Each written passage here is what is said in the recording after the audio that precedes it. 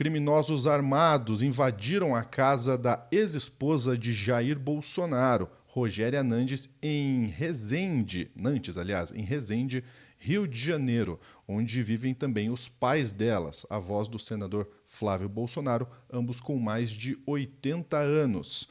As vítimas foram feitas reféns por cerca de 1 hora, sob ameaças de armas e com a boca tapada por fita adesiva.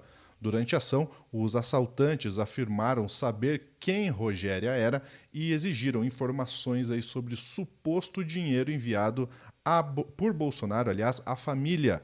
Mas vocês não acreditam que até isso Eduardo sugeriu que seria culpa de Alexandre de Moraes. Pois é, vamos trazer todo o contexto para vocês agora no Plantão do Meteoro.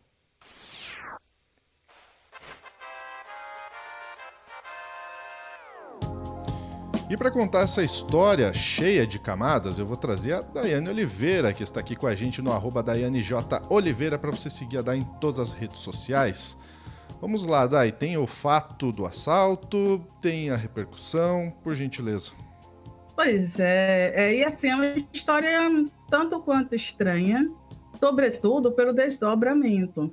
Porque no final, Lúcio, você acredita que o Eduardo, e não só o Eduardo, como o Carlos também, subiu assim uma impressão, uma ideia de que o Xandão tinha alguma coisa a ver. Isso foi o Eduardo Bolsonaro.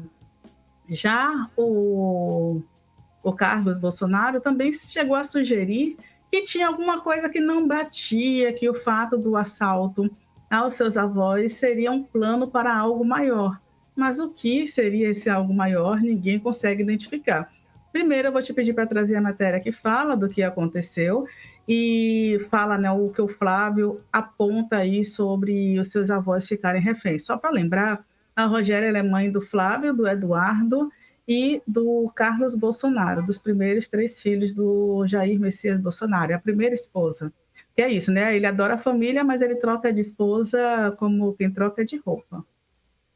Vamos olhar para o Brasil? O senador Flávio Bolsonaro, do PL do Rio de Janeiro, afirmou hoje que a mãe e os avós foram vítimas de um assalto em Resende, no interior fluminense.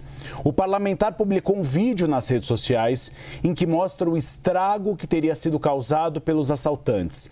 Ele disse que o grupo ameaçou e manteve a família refém, pedindo que, segundo Flávio, elas entregassem o dinheiro que o Bolsonaro manda. Flávio ainda diz, olha a bagunça que fizeram dentro da casa, infelizmente. Flávio ainda diz que teriam sido levados celulares, joias e um carro. A Polícia Militar já recuperou o veículo roubado. Já a Polícia Civil do Rio de Janeiro realizou uma perícia na casa neste domingo e afirmou que vai investigar o caso. Quando ele fala o dinheiro do Bolsonaro, Flávio explica que é referência aos PIX recebidos por Jair Bolsonaro, que também foram mandados para Eduardo Bolsonaro no exterior. Pois é, né? E a gente já dissecou aqui, o Pedro fez um vídeo na sexta, falando sobre os 30 milhões que o Bolsonaro teria recebido aí por um ano. Agora, Lúcio, uma questão à parte, um parêntese imenso, tá? A Rogéria, para uma família que compra muitos imóveis à vista, eu achei a casa da Rogéria muito simples, tá? Até porque a Rogéria não é só a primeira esposa, como é também. Ela foi vereadora durante 2 mandatos e ela é mãe dos 3 primeiros filhos do Bolsonaro, esses filhos que compram imóveis milionários assim com dinheiro vivo, que eles não usam financiamentos, eles gostam de PIX, tá? Eles trabalham com PIX. E aí, dito isso, né, porque eles poderiam também ser menos ingratos com a mãe, eu só acho, tá, gente? Eu não estou criminalizando ninguém, quem diz aí que eles têm milhões na conta é a Polícia Federal. Mas eu acho que eles poderiam ser um pouquinho mais gentis financeiramente com a mãe. A gente também não sabe o que é que pode se esconder aí por trás, né, Lúcio? O que a gente pode dizer é o seguinte, é que houve esse assalto, que os avós do Flávio, do Eduardo e do Carlos ficaram ali reféns junto com a Rogéria durante esse período de 1 hora, com as mãos amarradas, com as bocas também tampadas ali, e levaram o carro do avô do Flávio. E ele chegou nas redes sociais, ele fez vários comentários sobre o que aconteceu, e aí vem o Eduardo, né? Como sempre, o Eduardo tentando, até nisso, colocar o Alexandre de Moraes. que eu não sei se virou uma obsessão, eu não sei se a psiquiatria explica, mas vamos ouvir um pouquinho do que o Eduardo falou? Vamos. O deputado federal Eduardo Bolsonaro publicou neste domingo um vídeo em suas redes sociais sobre o assalto na casa de sua mãe e de seus avós, na cidade de Resende, no Rio de Janeiro. O parlamentar insinuou que a culpa seria do ministro do Supremo Tribunal Federal, Alexandre de Moraes. Em publicação na rede social X, Eduardo questiona quem está por trás do assalto. Ordens de Moraes, até onde vai a sede de vingança desse homem? O senador Flávio Bolsonaro, irmão de Eduardo, também publicou o vídeo em suas redes sociais. De acordo com os parlamentares, os assaltantes buscavam por um dinheiro que supostamente teria sido enviado pelo ex-presidente Jair Bolsonaro para a casa dos familiares. Não encontrando nada, levaram celulares e joias. O assalto durou cerca de 1 hora. Flávio Bolsonaro afirmou que as devidas providências já foram tomadas e em breve os criminosos devem ser encontrados. Para mais informações, acesse o portal do metrópolis.com. Lúcio, eu vou ler mais alguns trechos do que o Eduardo falou, porque é surreal. Alguém perguntou aqui no chat uma coisa que eu gostaria de destacar. Xandão mandou assaltar a casa, o crack poser, e ele está tentando justamente associar o assalto à residência dos avós, da mãe, com o Alexandre de Moraes, para vocês entenderem esse pensamento surreal do Eduardo Bolsonaro. Eles falam que ele falou, entre aspas, o seguinte, né? Ele publicou um vídeo nas redes mostrando o que aconteceu e falou: quando os criminosos entraram, falaram, a gente sabe quem são vocês e a gente já sabe que o Jair Bolsonaro está repassando dinheiro para vocês e a gente quer esse dinheiro. E aí ele continua comentando o seguinte: vocês da Polícia Federal são os responsáveis por isso, por estar nessa onda desse maluco do Alexandre de Moraes. Se depender de mim, vocês, cachorrinhos da Polícia Federal, eu vou atrás de vocês.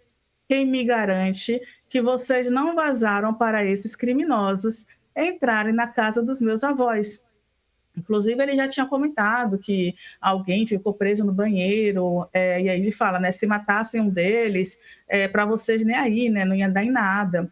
E ele continua falando exatamente o seguinte: espero que a Polícia Civil e a Polícia Militar do Rio de Janeiro, porque da Federal eu já não espero nada, façam um bom trabalho e peguem esses criminosos. Se esses caras forem realmente mandados pelo Alexandre de Moraes, muita gente diz que tem relação com o primeiro comando da capital, a maior organização criminosa do país. Não sei se é verdade ou não.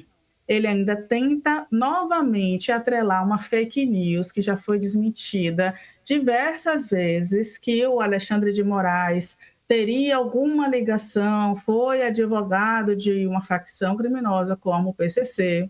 E depois ele diz, mas eu não sei se tem ligação, se é verdade ou não.